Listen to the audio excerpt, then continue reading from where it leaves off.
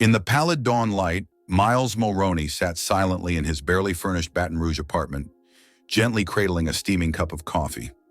The sun outside was still deciding whether to show its face, casting timid rays that danced off the fading wallpaper. The scent of the dark brew wafted in the air, blending with the faint musk of old paper that had become a permanent tenant in Miles' humble sanctuary. His fingers brushed against the edges of the local gazette, skimming past small-town stories of church bazaars and school sports triumphs. The persistent search of a mind, trained inquisitively, had a keen sense for mysteries. It was then a modest piece, tucked away from the front-page pomp, caught his discerning eye: the recent discovery of an ancient settlement nestled beneath the city's foundations, with a school as its curious nucleus.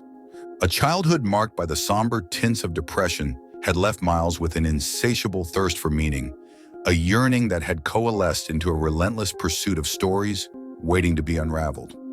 This unexpected find, shrouded in history's fog, beckoned to him. In the labyrinthine archives of the local library, he began his excavation. The librarian, a stooped woman of gentle temperament and numerous spectacles, became his unwitting accomplice in this journey into the unknown. Together, they unearthed aged texts, whispering tales of an ancient culture, their language arcane, their ways mystifying, and always at their core, the school, a peculiar focal point in their communal life. "I've lived here all my 72 years, the librarian confided one afternoon, her voice brittle like dried leaves. "And I've heard stories. Grandma used to say, 'Child, don't go near the old well. The ground's got whispers in the dark.' Thought it was old folks' tales, until they dug up that settlement." Miles explored the sprawling dig site. Architects and archaeologists moved around like ants, their faces a mixture of fascination and apprehension.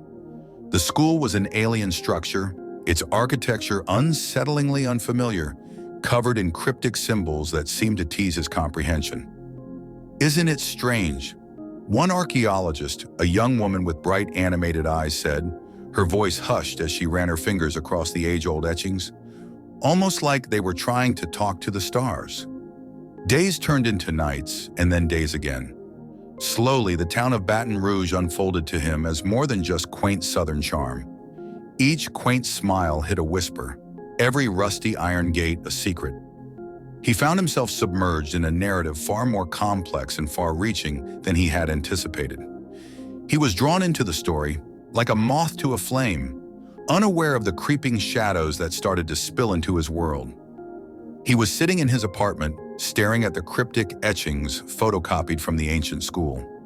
His heart pulsated with an unspoken fear and excitement, his mind already spinning tales of interdimensional gateways and time-lost civilizations. As he drifted into uneasy slumber, little did he know, the whispers of Baton Rouge were ready to become deafening roars. The days following Miles' discovery saw Baton Rouge wrapped in an eerie tableau. The sun, once radiant and bold, now shied behind sullen clouds.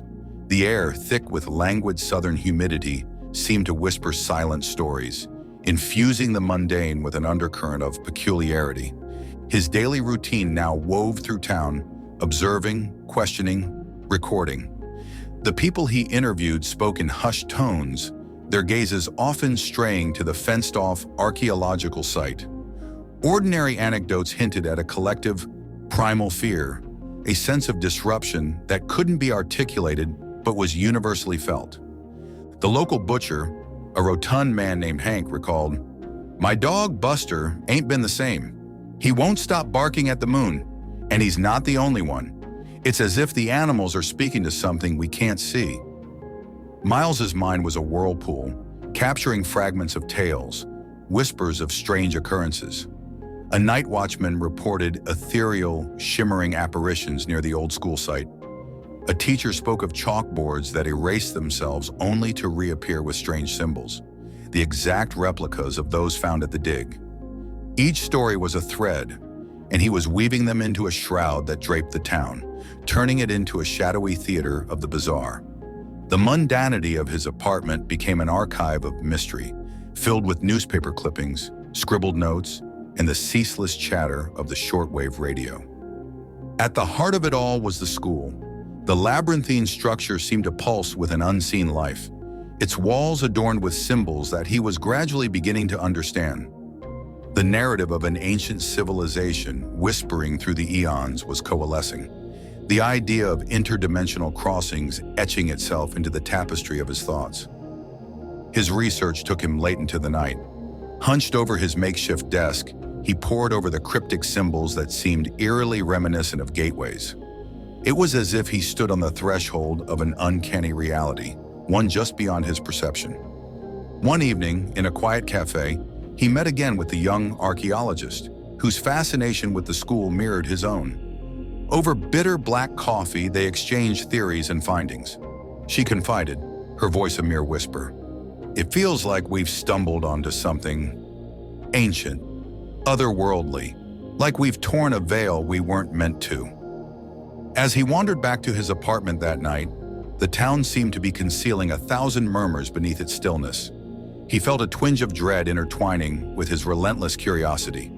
He was being inexorably drawn into a narrative older and darker than he'd anticipated.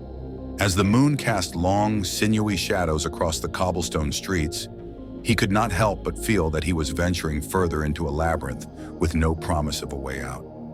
He stood at his window, peering out into the unfathomable darkness. As the night whispered tales of a reality beyond his grasp, he knew that the veil had been lifted, and there was no turning back. The whispers of Baton Rouge were ready to crescendo into a symphony of the uncanny, and he was its chosen conductor. Baton Rouge was unraveling, the threads of reality coming apart at the seams.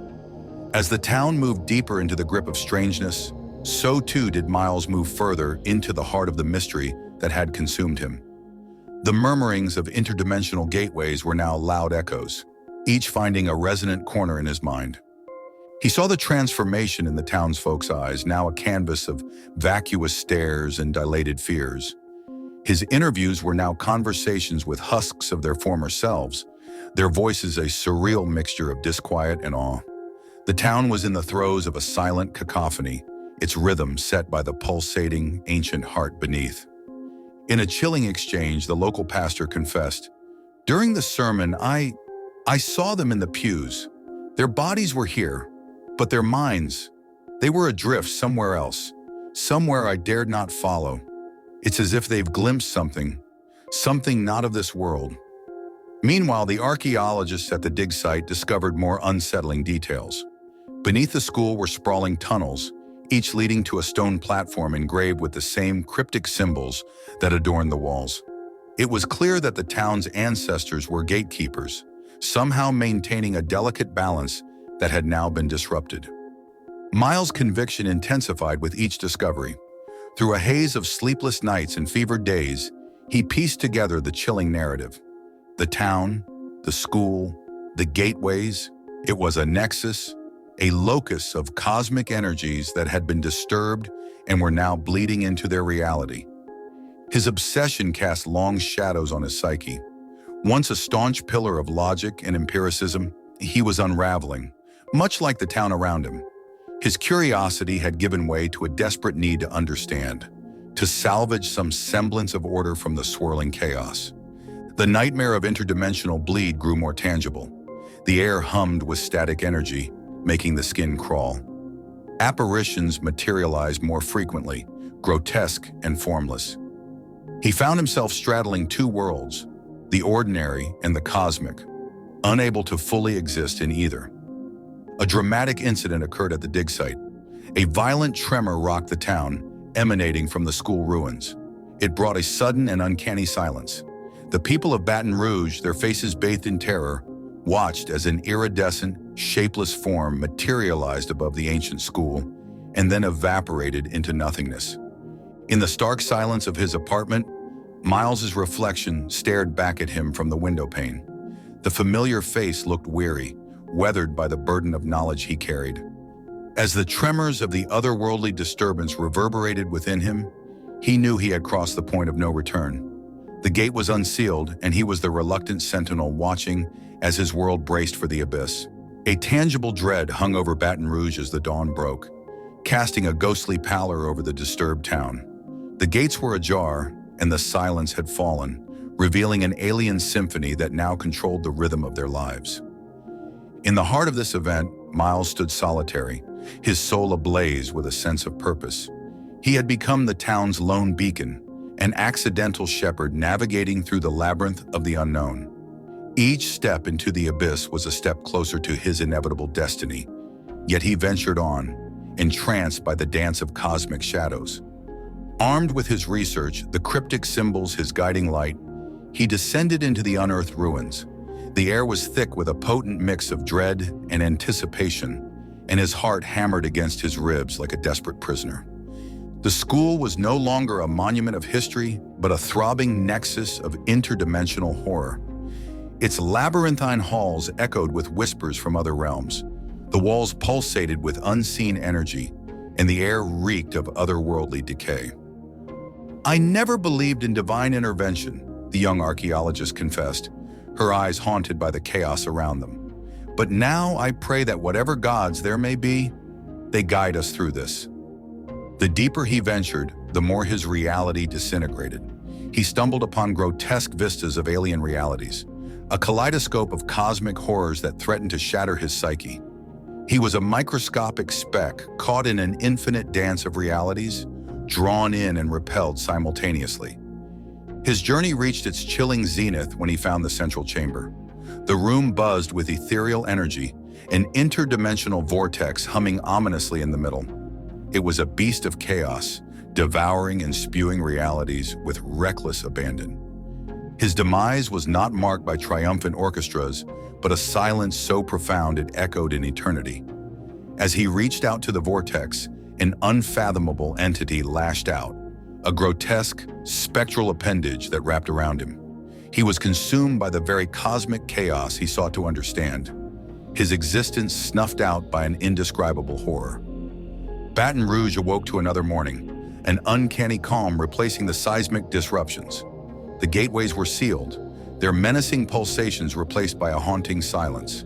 The town's once jovial streets were now a silent mausoleum of a reality that had frayed at the edges.